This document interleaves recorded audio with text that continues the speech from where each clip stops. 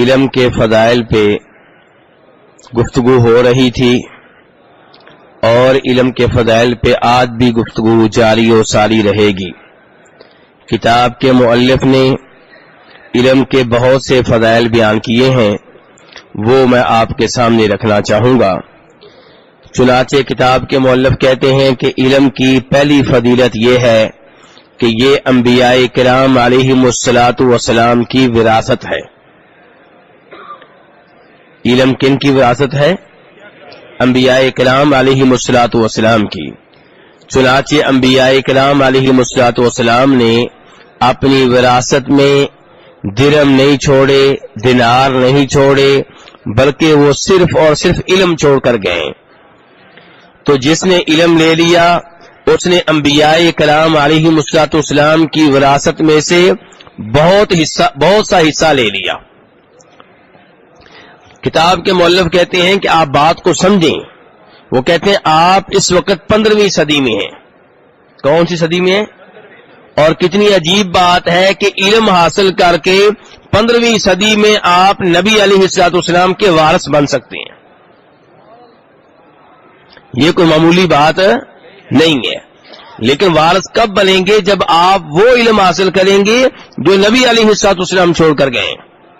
اور آپ جو علم چھوڑ کے گئے وہ کس کا علم ہے؟ قرآن کا علم، احادیث کا علم، سائنس کا علم آپ چھوڑ کر نہیں گئے، میڈیکل کا علم آپ چھوڑ کر نہیں گئے۔ اور کل بھی کتاب کے مؤلف نے کہا تھا کہ آپ وہ علوم بھی حاصل کریں، ہمیں کوئی اعتراض نہیں ہے، لیکن وہ علم جس کی قرآن پاک میں اور نبی علیہ الصلوۃ والسلام کی احادیث میں بار بار ترغیب دی گئی ہے، وہ علم ہے جو اوپر سے نازل ہوا ہے، اور وہ ہے قرآن و حدیث کا علم۔ تو بہرحال علم کی پہلی فضیلت کیا ہے؟ جی، یہ انبیاء کرام کی وراثت ہے۔ پہلی فضیلت کیا ہے کہ یہ انبیاء کرام کی وراثت ہے۔ آپ اس صدی میں بھی نبی علیہ الصلوۃ والسلام کے وارث بن سکتے ہیں۔ دوسرے نمبر پہ وہ کہتے ہیں علم کی فضیلت یہ ہے کہ علم باقی رہتا ہے، مال ختم ہو جاتا ہے۔ علم باقی رہتا ہے اور مال ختم ہو جاتا ہے، یعنی کہ آپ اگر فوت ہو جائیں آپ کا چھوڑا ہوا علم تب بھی باقی رہے گا اور آپ کا مال ختم ہو جائے گا، کسی اور کے قبضے میں آ جائے گا، آپ کا اس سے لینا دینا نہیں ہوگا، بلکہ آپ کا مال آپ کی زندگی میں بھی ختم ہو جاتا ہے، جبکہ علم فوت ہونے کے بعد بھی باقی رہتا ہے۔ کتاب کے مؤلف کہتے ہیں یہ دیکھیے کہ ابو ہریرہ رضی اللہ تعالیٰ عنہ فقیر صحابہ کرام میں سے ایک تھے۔ کن صحابہ کرام میں سے تھے؟ کس صحابی کی بات ہو رہی ہے؟ حضرت ابو ہریرہ کی۔ کہتے ہیں اتنے فقیر تھے کہ بھوک کی شدت کی وجہ سے جب انہیں بے ہوشی کا دورہ پڑتا تو زمین پہ گر جایا کرتے تھے، بے ہوش ہو جاتے، زمین پہ گر جاتے۔ کیا کوئی بیماری ہے؟ نہیں، بھوک ہے، کھانا نہیں ملا۔ یہ فقیر صحابی ہیں۔ کتاب کے مؤلف کہتے ہیں میں آپ کو اللہ کا واسطہ دے کر سوال کرتا ہوں، مجھے یہ بتائیں کہ کیا آج کل لوگوں کے مابین حضرت ابو ہریرہ کا ذکر ہوتا ہے کہ نہیں ہوتا؟ ہوتا ہے۔ کہتے ہیں ہاں ان کا ذکر کثرت سے ہوتا ہے۔ تو ابو ہریرہ رضی اللہ عنہ کو ان تمام لوگوں کے اجر و ثواب کا حصہ ملتا ہے جو ان کی بیان کردہ حدیث سے فائدہ اٹھا رہے ہیں۔ آج بھی مسجد کے مولوی صاحب جب حدیثیں بیان کرتے ہیں ان میں سے زیادہ تر حدیثیں وہ ہوتی ہیں جو اللہ کے رسول علیہ الصلوۃ والسلام سے، صحابہ کرام سے، جناب ابو ہریرہ نے ہم تک پہنچائی ہیں۔ اب جب وہ حدیث بیان ہوتی ہے اس پہ کوئی عمل کرتا ہے، اس حدیث پہ عمل کر کے کوئی کسی بھی طریقے سے ثواب لیتا ہے، جناب ابو ہریرہ کو بھی اتنا ہی ثواب ملتا ہے۔ اگر آپ کو 10 نیکیاں ملی ہیں تو ان کو بھی 10 نیکیاں، نہ آپ کی نیکیوں میں کمی نہ ان کی نیکیوں میں کمی۔ یہ علم ہے۔ علم کی بدولت جناب ابو ہریرہ 1500 سال بعد بھی ثواب لے رہے ہیں۔ یہ علم ہے، یہ علم ہے۔ کہتے ہیں اس سے پتا چلا کہ علم باقی رہتا ہے، مال ختم ہو جاتا ہے۔ پھر کتاب کے مؤلف کہتے ہیں اس لیے اے علم کے متلاشی، علم کی جستجو میں نکلنے والے علم کو مضبوطی سے تھام لے، کیونکہ حدیث میں آتا ہے کہ نبی صلی اللہ علیہ وسلم نے فرمایا اذا مات الانسان، جب انسان فوت ہوتا ہے، انقطع عملہ الا من ثلاث، اس کے سارے اعمال کا سلسلہ ختم ہو جاتا ہے سوائے 3 طرح کے اعمال کے۔ کون سے؟ نمبر 1 صدقۃ جاریہ۔ کون سا صدقہ؟ صدقہ جاریہ، عام صدقہ نہیں۔ ایک مسکین کو آپ نے اپنی زندگی میں کھانا کھلایا، اس نے کھانا کھا لیا، کہانی ختم ہوئی، یہ صدقہ جاریہ نہیں ہے۔ صدقہ جاریہ کیا ہے کہ آپ نے کہیں پہ کنواں کھدوا دیا، اب لوگ اس سے پانی پیتے رہیں گے، آپ کو ثواب ملتا رہے گا۔ آپ نے مسجد بنوا دی، لوگ 1 صدی 2 صدی 3 صدیوں 4 صدیوں تک نمازیں پڑھتے رہیں گے، آپ کو ثواب ملتا رہے گا۔ تو جو صدقہ جاریہ ہوتا ہے اس کا ثواب فوت ہونے کے بعد بھی ملتا رہتا ہے۔ او علم ينتفع به، اور ایسے ہی دوسرا وہ عمل جس کا ثواب بعد میں ملتا رہتا ہے، وہ کوئی علم ہے جو آپ چھوڑ کر گئے ہیں، لوگ بعد میں بھی فائدہ اٹھا رہے ہیں، آپ کو ثواب ملتا رہے گا۔ اس کی مثال کیا ہے؟ وہی حضرت ابو ہریرہ کی مثال، امام بخاری کی مثال۔ بخاری شریف کس نے لکھی ہے؟ امام بخاری نے، اس پہ کیا ہے؟ حدیثیں ہیں، کس کی بیان کردہ؟ نبی علیہ الصلوۃ والسلام کی۔ ہم سب ان حدیث پہ عمل کر رہے ہیں، اور اللہ کے فضل و کرم سے، اللہ کی مشیت سے جناب امام بخاری کو ان کا ثواب مل رہا ہے۔ یہ ہے علم جس سے لوگ فائدہ اٹھا رہے ہیں۔ اب آپ کہیں گے ہم تو امام بخاری نہیں بن سکتے۔ آپ بھی بہت کچھ بن سکتے ہیں۔ آپ کے محلے کے لوگ، رشتہ دار، ان کو آیت الکرسی نہیں آتی، آپ اس کی تلاوت سکھا دیں۔ انہیں آیت الکرسی کا ترجمہ نہیں آتا، آپ اس کا ترجمہ پڑھا دیں۔ انہیں بسم اللہ پڑھنا نہیں آتی، آپ بسم اللہ یاد کروا دیں۔ آپ کا چھوٹا بیٹا، آپ کا پوتا 3 سال کا، بسم اللہ یاد کروائیں اسے۔ اب وہ 40 سال 50 سال 60 سال بسم اللہ پڑھتا رہے گا، آپ کو ثواب، پھر وہ کسی اور کو سکھائے گا، پھر وہ کسی اور کو سکھائے گا، تو یہ ثواب آپ کو ملتا رہے گا۔ اور گانا سکھانے پہ کتنا ثواب ملے گا یہ صاحب جی؟ کسی کو سورہ فاتحہ کی تلاوت سکھا دیں، سورہ فاتحہ کا ترجمہ سکھا دیں، کسی کو وہ نماز سکھا دیں جو نبی علیہ الصلوۃ والسلام نے ادا کی ہے۔ جب تک وہ یہ نمازیں پڑھتا رہے گا، آپ کو ثواب ملتا رہے گا۔ آپ قبر میں جا چکے ہوں گے، وہ بعد میں نمازیں پڑھے گا، آپ کو ثواب ملے گا۔ وہ اپنی اولاد کو یہی طریقہ سکھائے گا، ان کا ثواب بھی آپ کو ملے گا۔ تو علم کا یہ کام، اس کے ذریعے ثواب آپ بھی حاصل کر سکتے ہیں۔ ٹھیک ہے، آپ امام بخاری نہیں بن سکتے، ٹھیک ہے میں اور آپ جناب ابو ہریرہ نہیں بن سکتے، لیکن تھوڑا بہت یہ کام ہم بھی کر سکتے ہیں۔ ایک آدمی شرک پہ ہے، آپ اس سے روزانہ کی بنیاد پہ گفتگو کریں، اسے قائل کریں کہ شرک ایسا گناہ ہے جسے اللہ کبھی معاف نہیں کرے گا، اسے توحید پر لے کر آئیں، اسے دلائل دیں، اسے قائل کریں۔ ایک آدمی بدعات کا ارتکاب کر رہا ہے، آپ اس کی بدعتوں سے جان چھڑائیں۔ اب جب تک وہ سیدھے راستے پہ رہے گا، آپ کو بھی انشاءاللہ ثواب ملتا رہے گا۔ اور تیسرے نمبر پہ او ولد صالح یدعو له، آپ کے فوت ہونے کے بعد تیسرا وہ طریقہ جس کے ذریعے آپ کو ثواب ملتا رہے گا، نیک اولاد چھوڑ کر جائیں۔ کون سی اولاد؟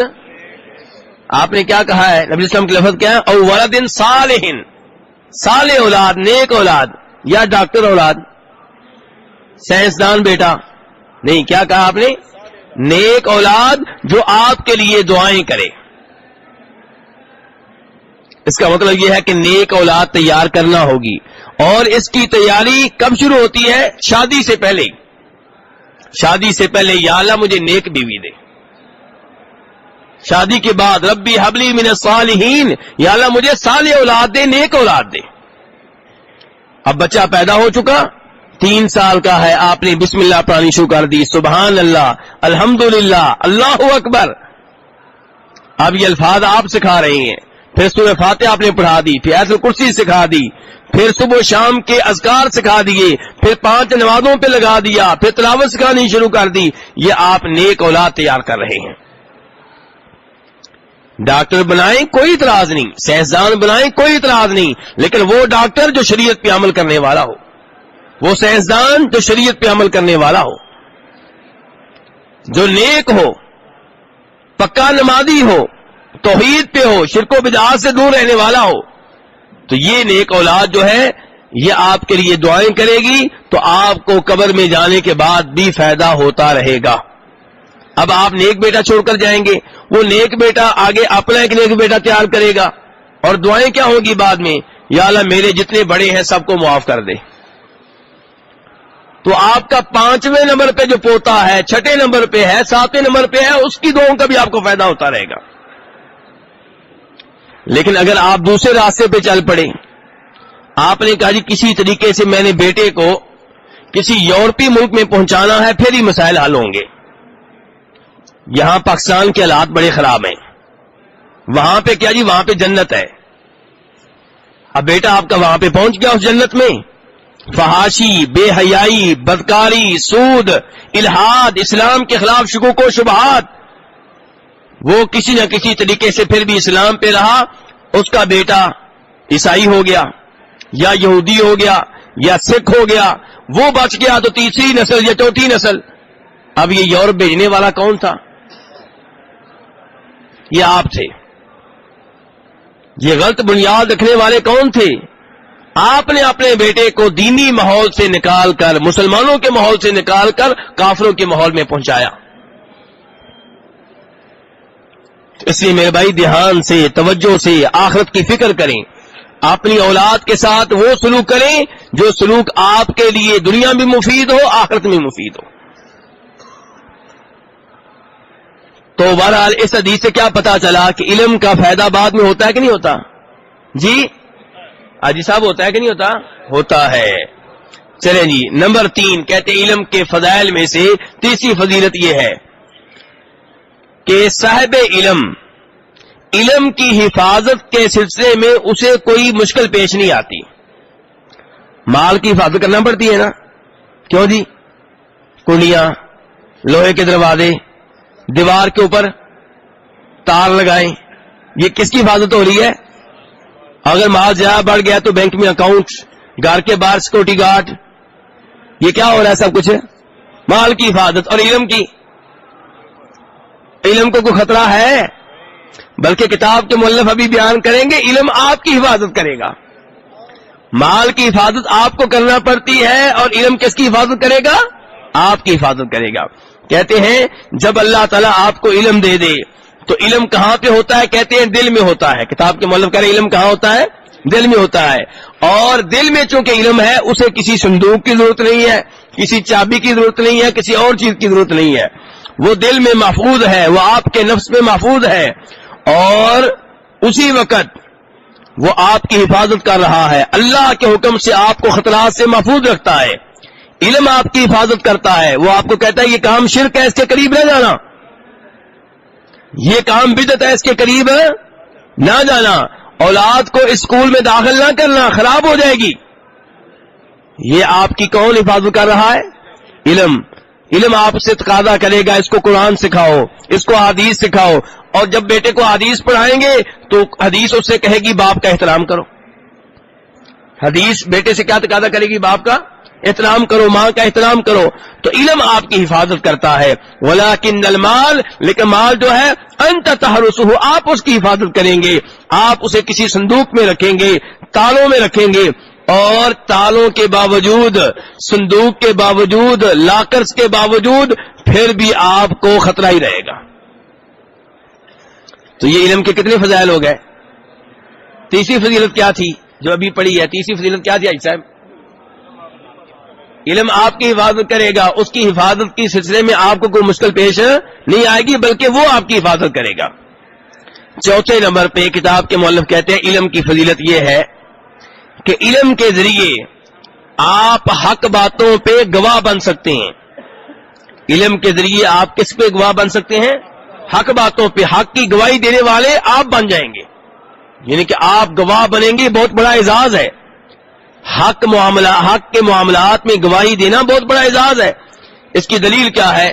اللہ تعالیٰ فرماتے ہیں سورہ آل عمران میں, میرے بھائی توجہ سے, اللہ تعالیٰ کہتے ہیں شہید اللہ انہ لا الہ الا ہو، کہ خود اللہ گواہ ہے کہ اللہ کے سوا کوئی معبود برحق نہیں ہے۔ اپنی توحید کی گواہی کون دے رہا ہے؟ خود اللہ دے رہا ہے۔ اللہ کہتا ہے میں گواہی دیتا ہوں کہ اس پوری کائنات میں، زمین پہ، آسمانوں پہ کوئی ایسا نہیں ہے جو عبادت کے لائق ہو۔ اور سب سے بہترین گواہی اللہ کی گواہی ہے۔ کیوں؟ اللہ کو پتا ہے کہ کوئی ایسا نہیں ہے، نہ پہلے آسمان پہ، نہ دوسرے آسمان پہ، نہ تیسرے آسمان پہ، نہ پوری زمین پہ، نہ اس ملک میں، نہ اس ملک میں، نہ سمندر میں، نہ جنگل میں، نہ صحرا میں، کہیں کوئی ایسا نہیں ہے جو عبادت کے لائق ہو۔ تو پہلے نمبر پہ اللہ کی توحید پہ گواہ کون ہے؟ خود اللہ۔ کون ہے؟ خود اللہ۔ دوسرے نمبر پہ فرمایا والملائکہ، اللہ کہتے ہیں میرے فرشتے بھی گواہ ہیں۔ تیسرے نمبر پہ وَأُولُو الْعِلْمِ، انسانوں میں سے وہ جن کے پاس علم ہے وہ بھی گواہ ہیں۔ اللہ نے جاہلوں کو یہاں پہ گواہ نہیں بنایا، ڈاکٹروں کو نہیں بنایا، سائنسدانوں کو نہیں بنایا، دین کا علم رکھنے والے، شریعت کا علم رکھنے والے اللہ کہتے ہیں وہ بھی میری توحید کے اوپر گواہ ہیں۔ کتنا بڑا اعزاز ہے کہ آپ دین کا علم حاصل کر کے اللہ کی توحید پہ گواہ بن سکتے ہیں۔ کتاب کے مؤلف کہتے ہیں کہ یہاں پہ دیکھیے اللہ نے کہا ہے علم والے، اللہ نے یہ نہیں کہا کہ مال والے گواہ ہیں۔ کتاب کے مؤلف کیا کہہ رہے ہیں؟ اللہ نے کیا کہا ہے؟ علم والے گواہ ہیں، یہ نہیں کہا مال والے گواہ ہیں۔ تو کہتے ہیں علم کی تلاش میں نکلنے والے تمہارے شرف کے لیے، تمہارے اعزاز کے لیے اتنا کافی ہے کہ آپ ان میں سے ہیں جو اللہ کی توحید پہ گواہ ہیں۔ گویا کہ آپ فرشتوں کے ساتھ مل گئے اس معاملے میں کہ فرشتے بھی اللہ کی توحید پہ گواہی دیتے ہیں اور آپ بھی اللہ کی توحید کے گواہ ہیں۔ چوتھے نمبر پہ، پانچویں نمبر پہ کتاب کے مؤلف کہتے ہیں کہ اہل علم ان دو لوگوں میں سے ایک ہیں جن کی اطاعت کرنے کا اللہ نے حکم دیا ہے۔ اللہ تعالیٰ نے اولیاء امور جو ذمہ داران ہیں، کون ہے؟ فرمایا جو تم میں سے ذمہ داران ہیں ان کی اطاعت کرو، ان کی بات مانو۔ جو تم میں سے ذمہ داران ہیں ان کی بات مانو، ان کی اطاعت کرو۔ اب ذمہ داران کون ہے؟ فرمایا نمبر ایک حکمران، نمبر دو علماء۔ حکمرانوں کی بھی اطاعت کرنی ہے، علماء کی بھی اطاعت کرنی ہے، لیکن حکمرانوں کی اس مسئلے میں اطاعت نہیں کی جائے گی جس مسئلے میں حکمرانوں کی بات مانتے ہوئے اللہ کی نافرمانی ہو رہی ہو، اور علماء کی بھی اس مسئلے میں اطاعت نہیں کی جائے گی جس مسئلے میں ان کا فتویٰ مانتے ہوئے اللہ کے رسول علیہ الصلوۃ والسلام کی حدیث کی خلاف ورزی ہو رہی ہے۔ جہاں علماء کرام کے آرڈر حکمرانوں کے آرڈر کے مقابلے میں کوئی آیت یا حدیث نہ ہو، وہاں پہ حکمرانوں کی علماء کی اطاعت کی جائے گی۔ تو علماء اور حکمران یہ دو ہیں جنہیں اولیاء امور کہا گیا ہے، جو ہمارے امور کے ذمہ داران ہیں، جن کی اطاعت کا اللہ نے حکم دیا ہے۔ چنانچہ اللہ تعالیٰ کہتے ہیں یا ایھا الذین آمنوا، اے ایمان والو، اطیعوا اللہ، اللہ کی اطاعت کرو، وَأَطِیعُوا الرَّسُولَ، اللہ کے رسول کی اطاعت کرو۔ ہاں جی، اللہ کے رسول کی اطاعت مشروط ہے یا غیر مشروط؟ کیا شرط ہے؟ غیر مشروط ہے، یعنی کہ اللہ کے رسول نے جو آرڈر دے دیا آنکھیں بند کر کے اس پہ عمل کرنا ہے، غیر مشروط اطاعت ہے، اندھی اطاعت جسے کہتے ہیں۔ وَأُولِي الْأَمْرِ مِنْكُمْ، اور تم میں سے جو ذمہ داران ہیں ان کی بھی اطاعت کرو، ان کی مشروط ہے، یعنی کہ ان کی اطاعت تب کی جائے گی جب ان کا آرڈر قرآن و حدیث کے خلاف نہ ہو، یہ شرط ہے یہاں پہ۔ کتاب کے مؤلف کہتے ہیں کہ اولیاء امور جو ذمہ داران ہیں جن کا اللہ نے صحت میں تذکرہ کیا ہے، یہ دو طرح کے لوگ ہیں، نمبر ایک حکمران، نمبر دو علماء۔ تو اہل علم جو ہیں ان کی ذمہ داری کیا ہے؟ اللہ کی شریعت بیان کرنا اور لوگوں کو اللہ کی شریعت کی دعوت دینا، اور حکمرانوں کی جو ذمہ داری ہے وہ کیا ہے؟ اللہ کی شریعت کو نافذ کروانا۔ یعنی کہ علماء کے نام مسئلہ بتائیں گے نماز پڑھنا کیا ہے؟ واجب ہے، اور حکمران کیا کریں گے؟ لوگوں سے کہیں گے دکان بند کرو، مسجد میں جاؤ۔ چلو حکمران بتائیں گے اس آدمی کے اوپر زکوٰۃ فرض ہو رہی ہے کیونکہ اس کے پاس 40 گائیں ہیں، زکوٰۃ لے گا کون؟ بولیے، حکمران لے گا، جو لے گا غریبوں کو دے گا۔ ذمہ داری کس کی ہے لینے کی؟ حکمرانوں کی، حکومت کی ذمہ داری ہے۔ علماء کرام بتائیں گے کہ یہ شادی شدہ ہے پھر بھی اس نے زنا کیا ہے، اس کی سزا یہ کہ اس کو سنسار کیا جائے، لیکن سنسار علماء کرام کریں گے کہ حکمران کریں گے؟ حکمران کریں گے۔ نمبر 6، علم کی فضیلت بتاتے ہوئے کتاب کے مؤلف کہہ رہے ہیں نمبر 6 کہ اہل علم وہ ہیں جو اللہ کے دین پہ قیامت تک قائم رہیں گے۔ اللہ کے دین پہ قیامت تک، سارے علم والے نہیں، لیکن ایک گروپ، ایک جماعت ایسی ہمیشہ رہے گی جو اللہ کے دین پہ قائم رہے گی، لیکن وہ کون ہوں گے؟ وہ علم والے ہوں گے۔ چاہے وہ سارے نہیں ہوں گے، لیکن جتنے بھی ہوں گے وہ علم والے ہوں گے۔ دلیل کیا ہے؟ کہتے ہیں حضرت امیر معاویہ روایت کرتے ہیں نبی علیہ الصلوۃ والسلام نے فرمایا من یرد اللہ بہ خیرا یفقہہ فی الدین وانما انا قاسم واللہ یعطی، کہ اللہ تعالیٰ جس کے ساتھ خیر کا ارادہ کر لیں اسے اللہ تعالیٰ دین کا فقیہ بنا دیتے ہیں، دین کا عالم بنا دیتے ہیں۔ جس کے ساتھ اللہ تعالیٰ خیر کا ارادہ کر لیں اسے اللہ تعالیٰ کیا کرتے ہیں؟ دین کا عالم بنا دیتے ہیں، دین کی سمجھ بوجھ اسے عنایت کرتے ہیں۔ وہ الگ بات ہے کہ اس کی نیت خراب ہو تو پھر وہ سمجھ بوجھ اس کے لیے نقصان دہ ہوگی۔ اللہ نے خیر کر دی، دین کا علم دے دیا، اب اس کو چاہیے نیک نیتی کے ساتھ اس دین پہ عمل کرے، اس علم پہ عمل کرے اور لوگوں تک پہنچائے۔ فرمایا آپ نے کہ میں تو تقسیم کرنے والا ہوں، دینے والا کون ہے؟ اللہ۔ آپ نے یہ نہیں کہا دینے والا میں ہوں، فرمایا میں تقسیم کرنے والا ہوں، دینے والا کون ہے؟ اللہ۔ جب تک آپ زندہ تھے جو مال اللہ نے آپ کو دیا لوگوں میں تقسیم کرتے رہے۔ اس کے بعد فرماتے ہیں وَلَن تَزَالَ هَذِهِ الْأُمَّةُ قَائِمَةً عَلَى أَمْرِ اللَّهِ، یہ امت ہمیشہ حق پہ قائم و دائم رہے گی، دین پہ قائم رہے گی، لا يضرهم من خالفهم، ان کے مخالفین ان کا کچھ نہیں بگاڑ سکیں گے، حتی یأتی امر اللہ، یہاں تک کہ قیامت آ جائے۔ آپ کہہ رہے ہیں کہ یہ امت حق پہ اللہ کے دین پہ قائم رہے گی قیامت تک۔ یہ کون سی امت؟ یہ کون ہے؟ امام احمد اس حدیث کی وضاحت کرتے ہوئے کہتے ہیں، کون سے امام کہہ رہے ہیں جی؟ امام احمد کہہ رہے ہیں ان لم یکونوا اہل الحدیث فلا ادری من ہم، یہ اگر اہل حدیث نہیں ہے تو کون ہے؟ پھر میں نہیں جانتا۔ امام احمد کہہ رہے ہیں کہ جن کے بارے میں نبی علیہ السلام فرما رہے ہیں کہ قیامت تک حق پہ رہیں گے، دین پہ رہیں گے، امام احمد کہہ رہے ہیں میرے نزدیک یہ اہل حدیث ہے، اگر یہ اہل حدیث نہیں ہے تو کون ہے؟ پھر میں نہیں جانتا۔ اہل حدیث یا مراد کون ہے؟ حدیث کا علم لینے والے، حدیث پہ عمل کرنے والے، حدیث کے مطابق اپنا عقیدہ بنانے والے، حدیث کو اپنا اوڑھنا بچھونا بنانے والے۔ تو اس لیے میرے بھائیو نجات علم میں ہے، اور کون سے علم میں؟ حدیث کے علم میں۔ اور قاضی ایاز کہتے ہیں اراد احمد اہل السنہ ومن یعتقد مذہب اہل الحدیث، کہ امام احمد نے یہ کہا ہے کہ اس حدیث سے مراد اہل حدیث ہے، اس سے مراد ہے اہل سنت اور جن کا مذہب اہل حدیث کا مذہب ہو۔ اچھا پہلے نمبر پہ وضاحت ہو جائے اہل سنت سے یہاں مراد کون ہے؟ سنت پہ عمل کرنے والے۔ اہل سنت سے مراد یہ نہیں ہے کہ جو اہل سنت کے نام پہ قبضہ کر لیں۔ اہل سنت سے یہاں مراد یہ ہے کہ احادیث پہ عمل کرنے والے، نبی علیہ السلام کی سنت پہ عمل کرنے والے، آپ کی سنت کو، آپ کی حدیث کو ہر چیز پہ فوقیت دینے والے، اسے سپریم لا سمجھنے والے۔ اب آپ کو معلوم ہونا چاہیے، شاید آپ کو معلوم نہ ہو، سعودی علماء کرام سے آپ پوچھیں آپ کون ہیں، وہ کہتے ہیں ہم اہل سنت ہیں۔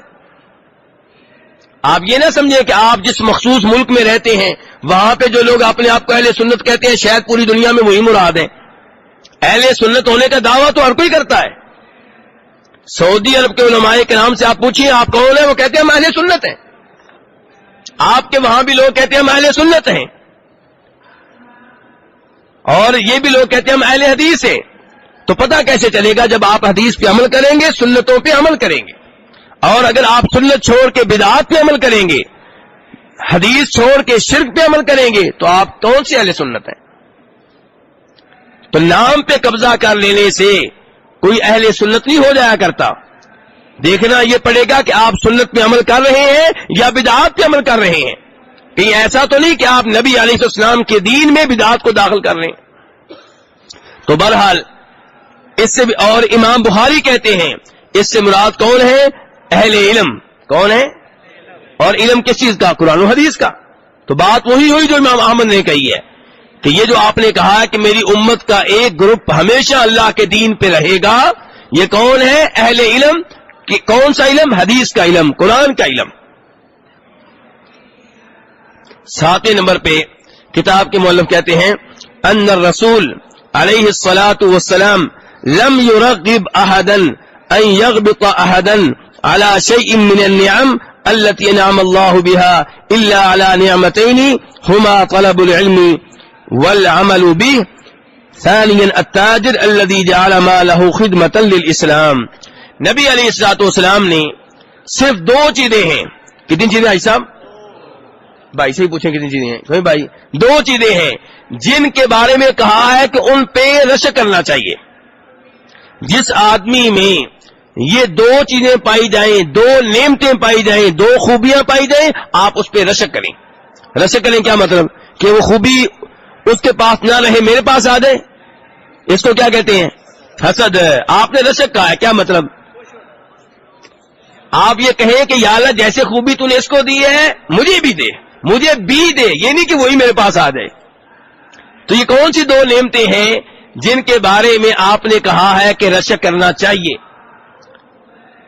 نمبر 1، کسی آدمی کے پاس علم ہے اور اس علم پہ وہ عمل بھی کرتا ہے، تو آپ رشک کریں کاش میرے پاس بھی یہ دین کا علم ہو اور یہ علم میں بھی پھیلاؤں، میں بھی اس پہ عمل کروں.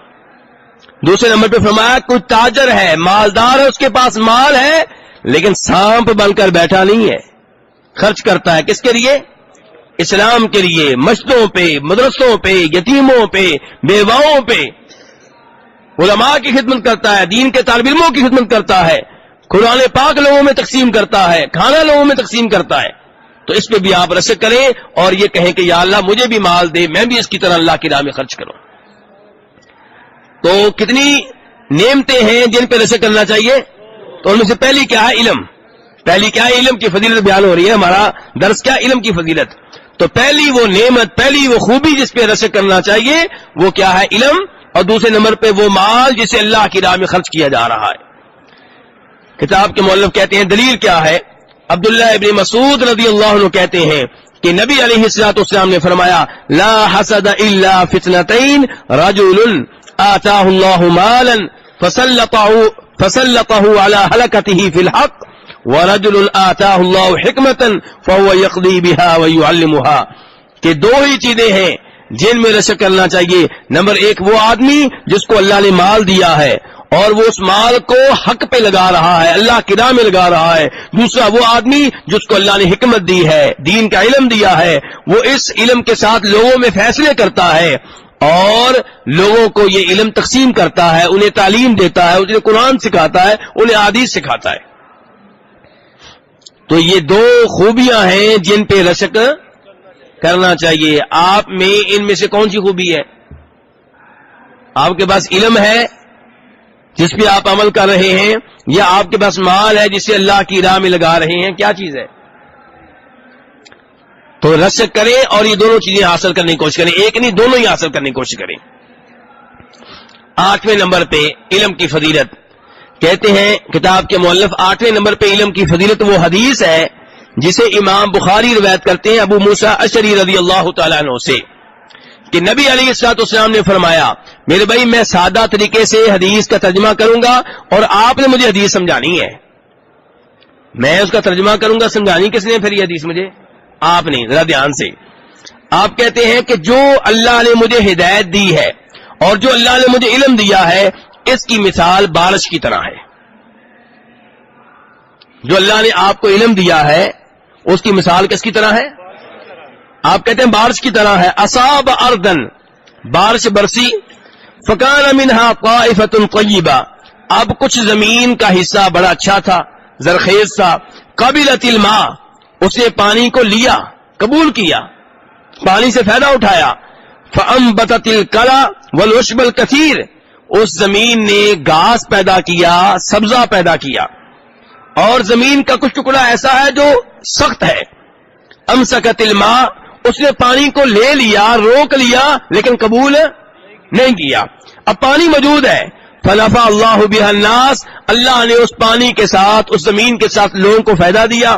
فشربوا پانی چونکہ رکا ہوا ہے موجود ہے لوگ پی رہے ہیں، وسقوا لوگ اپنے جانوروں کو بھی پلا رہے ہیں، وزرعوا لوگ وہاں سے پانی لے کر کھیتی کو بھی سیراب کر رہے ہیں، تو فائدہ ہوا ہے زمین کا بھی، اس بارش کا بھی ہو گیا جی۔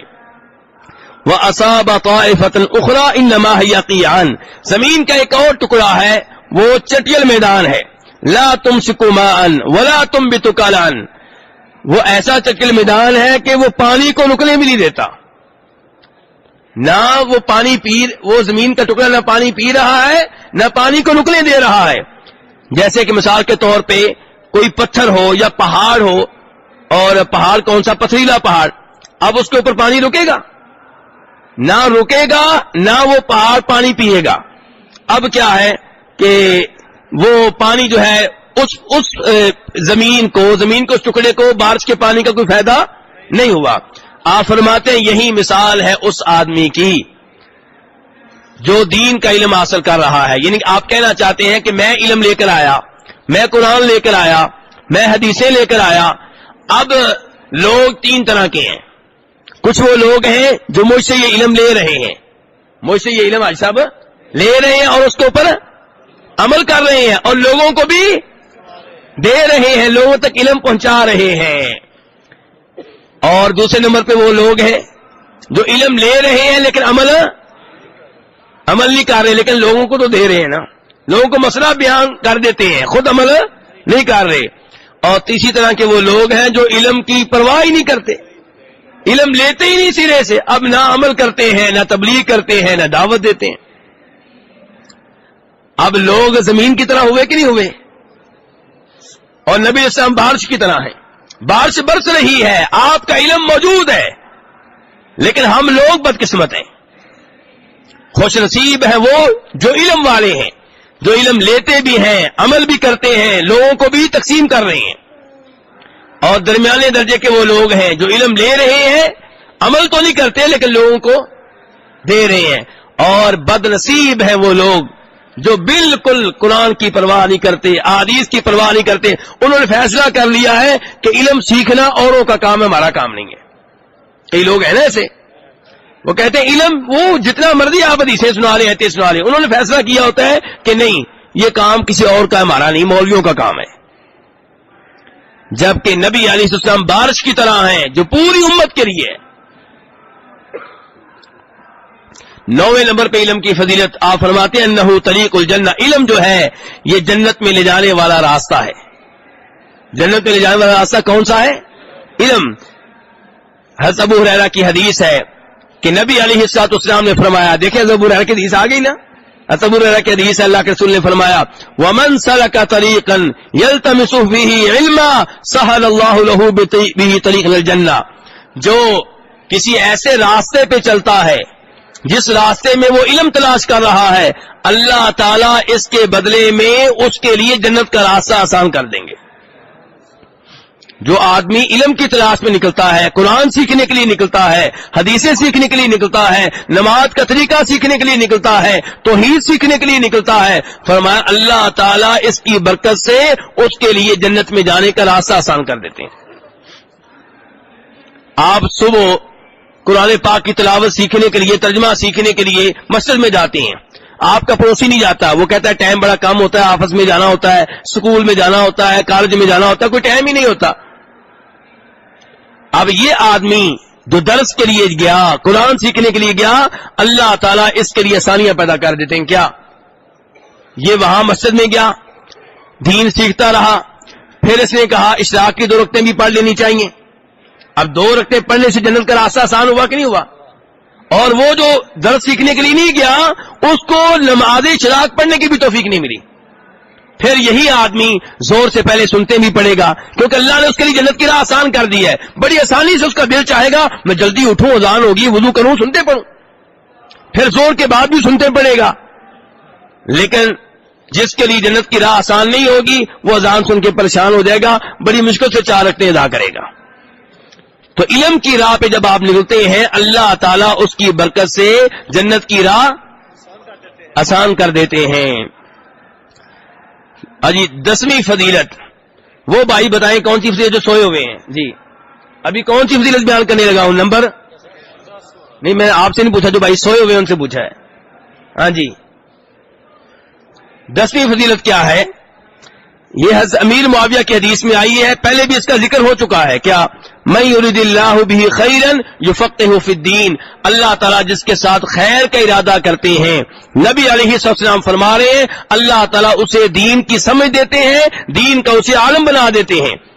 اور کتاب کے مؤلف کہتے ہیں یہاں پہ لفظ آیا فقہ کا، تو کتاب کے مؤلف کہتے ہیں یہاں فقہ سے مراد وہ فقہ نہیں ہے جو لوگوں میں مشہور ہے، یہاں فقہ سے مراد ہے دین کی ٹوٹل سمجھ. اس میں عقیدہ بھی شامل ہے، اس میں تفسیر بھی شامل ہے، اور اس میں وہ فقہ بھی شامل ہے، سب کچھ شامل ہے، دین کا پورا علم شامل ہے. اور کتاب کے مؤلف کہتے ہیں کہ علم کی فضیلت میں اگر یہی ایک حدیث ہوتی تو یہی کافی تھی، اور کوئی حدیث نہ بھی ہوتی. علم کی شان میں یہی ایک حدیث کافی تھی کہ اللہ تعالیٰ جس کے ساتھ خیر کا ارادہ کرتے ہیں اسے اللہ تعالیٰ کیا دیتے ہیں؟ دین کی سمجھ دیتے ہیں. 11ویں نمبر پہ علم کی فضیلت، کتاب کے مؤلف کہتے ہیں علم روشنی ہے. علم کیا ہے میرے بھائیوں؟ روشنی ہے. یستضیء بہ العبد، بندہ اس سے روشنی حاصل کرتا ہے تو اسے پتا چلتا ہے کہ میں نے رب کی عبادت کیسے کرنی ہے، میں نے لوگوں سے سلوک کیسے کرنا ہے، بیگم سے میرا سلوک کیسے ہونا چاہیے، اولاد سے کیسے ہونا چاہیے، والدین سے کیسے ہونا چاہیے، پڑوسیوں سے کیسے ہونا چاہیے. یہ کہاں سے پتا چلتا ہے؟ علم سے. کتاب کے مؤلف کہتے ہیں 12ویں نمبر پہ علم کی فضیلت یہ ہے کہ علم والا عالم دین چراغ ہے. وہ کیا ہے؟ یہتدی بہ الناس، لوگ اس سے رہنمائی حاصل کرتے ہیں دنیاوی معاملات میں بھی، دین کے معاملات میں بھی. عالم دین کیا ہے جی صاحب؟ چراغ ہے جس سے لوگ رہنمائی لیتے ہیں دنیاوی امور میں بھی اور دینی امور میں بھی. کہتے ہیں آپ سب سے وہ قصہ مخفی نہیں ہوگا جس آدمی نے بنی اسرائیل میں سے 99 لوگ قتل کیے تھے. وہ کس قوم سے تعلق رکھتا تھا؟ کتنے قتل کیے تھے؟ 99. کتاب کے مؤلف کہتے ہیں فَسَأَلَ عَنْ أَعْلَمِ أَهْلِ الْأَرْضِ، اس نے کسی سے پوچھا مجھے بتاؤ کہ اس زمین پہ سب سے بڑا عالم دین کون ہے. سوال کیا تھا؟ سب سے بڑا. اچھا جواب کیا آیا؟ فَدُلَّ عَلَى رَجُلٍ عَابِدٍ، اس کو جس کے بارے میں بتایا گیا وہ عبادت گزار تھا، یعنی کہ عالم دین نہیں تھا. میرے بھائی دھیان سے، ہر داڑھی والا عالم دین نہیں ہوتا. عبادت گزار بڑے ہیں، نفل پڑھنے والے بڑے ہیں، لیکن ضروری نہیں کہ ہر داڑھی والا عالم دین بھی ہو. اور عالم دین بھی کون سا؟ قرآن و حدیث کا علم. علم والے بھی بڑے ہیں، کوئی کہانیاں سنا رہا ہوگا، کوئی شعر سنا رہا ہوگا، کوئی پیروں کی کہاوتیں سنا رہا ہوگا، کوئی چلے سنا رہا ہوگا، کوئی خواب سنا رہا ہوگا. یہ علم نہیں ہے، قرآن و حدیث کا علم. اب اس آدمی نے سوال کیا کیا تھا مجھے کون بتایا جائے؟ دین کا سب سے بڑا عالم. تو اسے جو بتایا گیا وہ کون تھا؟ عبادت کرنے والا. اب یہ سمجھ کے کہ عالم دین اس کے پاس آ گیا، اسے کہنے لگا میں نے 99 قتل کیے ہیں. کتنے؟ اور اب مجھے افسوس ہو رہا ہے میرے لیے کوئی توبہ کا دروازہ ہے، کوئی راستہ ہے توبہ کا. اب وہ تھا عبادت کرنے والا، عالم دین تو تھا نہیں. اس نے 99 قتل کا سن کر کہا تیرے لیے توبہ کیسے؟ تو اس نے اس کو بھی دیکھا، علم نہ ہو تو یہ نقصان ہوتا، قتل ہو گیا نا. کس وجہ سے قتل ہو گیا؟ کہ علم نہیں تھا. عبادت جو علم کے بغیر ہو یہ نقصان ہوتا ہے. نمازیں پڑھ رہا ہے لیکن طریقہ اللہ کے رسول کا نہیں ہے، روزے رکھ رہا ہے لیکن طریقہ اللہ کے رسول کا نہیں ہے، حج کر رہا ہے طریقہ اللہ کے رسول کا نہیں ہے. اچھا جی، اب وہ آدمی جو تھا اس نے 100 پورے کر لیے. اس کے بعد پھر اس نے پوچھا بھئی مجھے کوئی عالم دین بتاؤ. تو اس کو اس دفعہ عالم دین ہی بتایا گیا. عالم دین کے پاس آیا، اسے بتایا میں 100 قتل کر چکا ہوں اور اب پشیمان ہوں، توبہ کرنا چاہتا ہوں.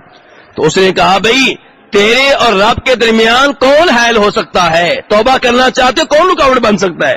جاؤ توبہ کر لو، اللہ سے معافی مانگ لو.